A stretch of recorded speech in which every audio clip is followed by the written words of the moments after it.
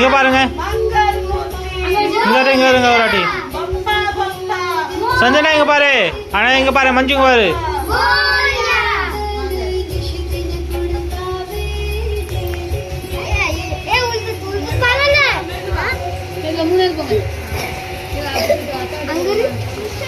இந்தா இங்க ஒரு குரங்கு உட்காந்துருக்கு.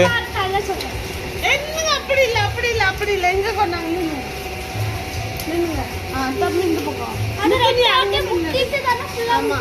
கணபதி கையில எடுத்துக்கோங்க.